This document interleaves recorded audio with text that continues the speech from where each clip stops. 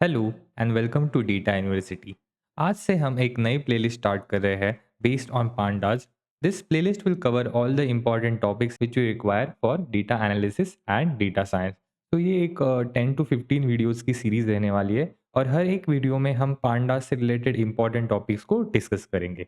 तो let's get started with what is Pandas and why we need it. So अभी आपको screen पे पांडा से रिलेटेड एक डेफिनेशन नजर आ रही होगी। Pandas is the open source Python library used for data manipulation and analysis. So आप देख सकते हो इस डेफिनेशन में यहाँ पे दिया गया है कि Pandas can handle a structured data such as table, spreadsheet and database.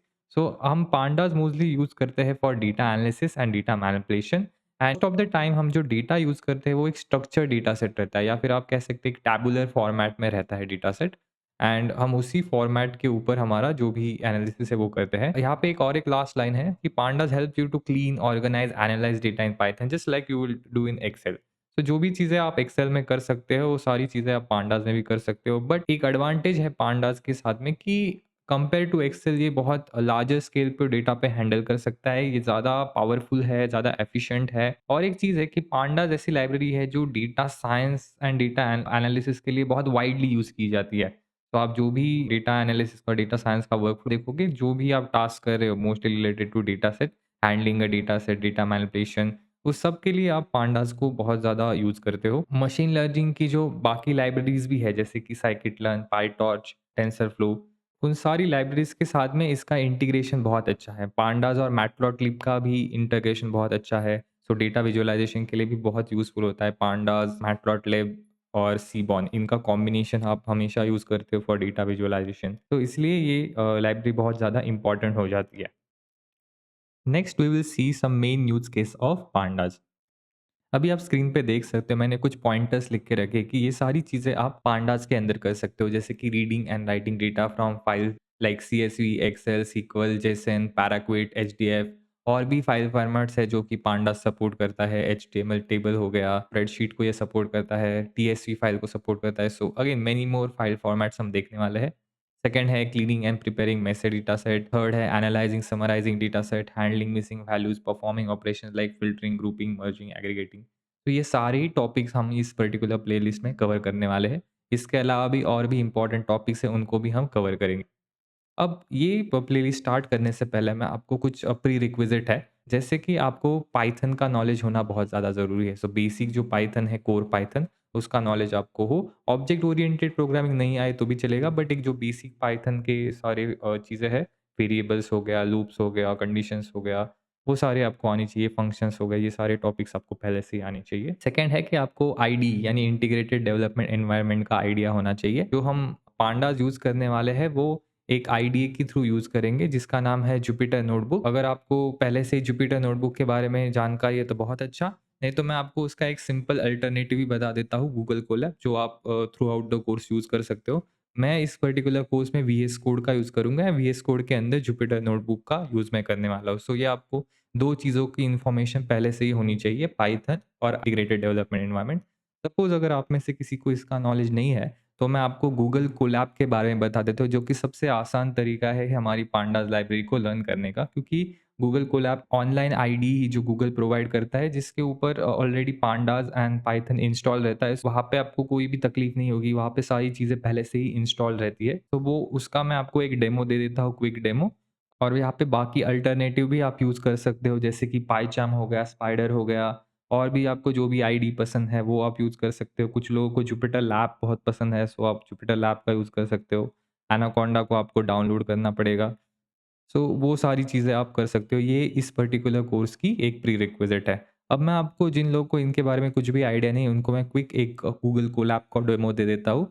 अभी मैंने ओपन कर लिया है यहाँ पे क्रोम ब्राउज़र को। आप वैसे तो कोई भी ब्राउज़र यूज़ कर सकते हो, सफारी, माइक्रोसॉफ्ट एज, पर गूगल कोलैब के लिए मैं क्रोम ब्राउज़र ही प्रेफ़र करता हूँ। एंड देन आपको सर्च करना है गूगल कोलैब। एंड जैसे ही आप सर्च करोगे यहाँ पे एक लिंक खुल जाएगी, पहले welcome to Colab, Colab by Google. So आपको इसके ऊपर क्लिक कर देना है। जैसे ही आप इस लिंक के ऊपर क्लिक करोगे, आपके सामने कुछ ऐसा इंटरफेस शो करेगा। तो ये बाकी चीज़ों को इग्नोर करते हुए आपको सिर्फ न्यू नोटबुक का जो ऑप्शन नज़र आ रहा है, इसके ऊपर क्लिक कर देना है। आप जैसे ही न्यू नोटबुक को यहाँ पे क्लिक करोगे, तो थोड़ी देर के अंदर आपके सामने ऐसा इंटरफेस यहाँ पे खुल जाएगा। अब इस इंटरफेस का मैं आपको एक क्विक ओवरव्यू भी दे देता हूँ। सबसे पहले आपको क्या करना है, यहाँ पे जो राइट साइड में ये जो कनेक्ट ऑप्शन है इसके ऊपर क्लिक कर देना है। तो होता क्या है कि गूगल हमें एक रिमोट सर्वर प्रोवाइड करता है एंड आपका जो ये कोलैब नोटबुक है वो उस सर्वर से यहाँ पे कनेक्ट रहती है। यहाँ पे आप देख सकते हो कि गूगल ने यहाँ पे हमें around 12.7 GB RAM and 107 GB की स्टोरेज यहाँ पे प्रोवाइड की। तो ये एक यहाँ पे क्लाउड कंप्यूटर है जो आपको प्रोवाइड किया गया है। ये कंप्यूटर यहाँ पे यूज़ हो रहा है थ्रू इंटरनेट।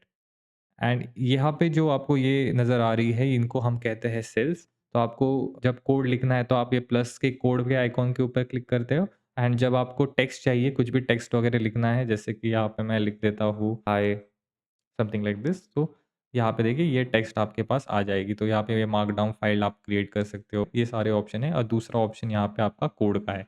तो हमारा मेन फोकस रहेगा ये कोड वाले साइड पे। अब आप लेफ्ट साइड पे जैसे ही आओगे आपको ये table of content, file manager, कुछ सीक्रेट एपीआई की आपको डालना है, वो सारी चीज़ें नज़र आएगी, पर आपको सिर्फ यहाँ पे ये table of content and file manager की यहाँ पे ज़रूरत पड़ेगी। गूगल आपको कुछ सैंपल डेटा भी यहाँ पे प्रोवाइड करता है जो कि आप डायरेक्टली लोड कर सकते हो ये गूगल कोलैब के अंदर and you can just directly start working on it. तो वो भी हम किसी और सेशन में डिस्कस कर लेंगे। नाउ जो पहली चीज़ आपको करना है वो है पिप इंस्टॉल पांडास। सो आप कोई भी आईडी यूज़ करें, जैसे कि जुपिटर नोटबुक हो गया, जुपिटर लैब हो गया या फिर कोई भी और आईडी, आपको ये कमांड लिखनी है टू इंस्टॉल पांडास। सो होता क्या है, हमारा जो जुपिटर नोटबुक है इसके अंदर ऑलरेडी ये सारी चीज़ें इंस्टॉल रहती है। सो ये पांडास लाइब्रेरी हमारे गूगल कोलैब नोटबुक के अंदर ऑलरेडी इंस्टॉल है। तो आप देख सकते हो रिक्वायरमेंट ऑलरेडी सेटिस्फाइड। अगर नहीं है तो आपको बस ये सिंपल कमांड यहाँ पे लिख लेनी है, पिप इंस्टॉल पांडास। अब नेक्स्ट थिंग आपको करना है टू इम्पोर्ट पांडास, आपको लिखना पड़ता है इम्पोर्ट pandas as pd। सो ये कमांड है टू इम्पोर्ट pandas। हम बोल रहे हैं कि हमने pandas को इम्पोर्ट कर लिया है as pd and then you can start working on a pandas library.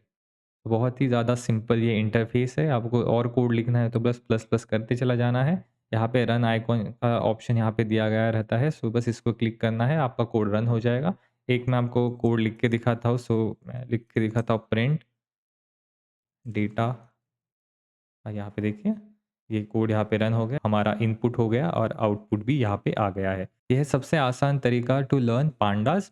आपको यहाँ पे पहले से ही पाइथन इंस्टॉल मिल रहा है, पांडास भी इंस्टॉल मिल रहा है और भी बाकी सारी लाइब्रेरीज भी यहाँ पे इंस्टॉल रहती है, मोस्टली जो कॉमन लाइब्रेरीज है। और अगर नहीं भी है तो आपको बस पिप इंस्टॉल कमांड से आप कोई भी लाइब्रेरीज को इंस्टॉल कर सकते हो।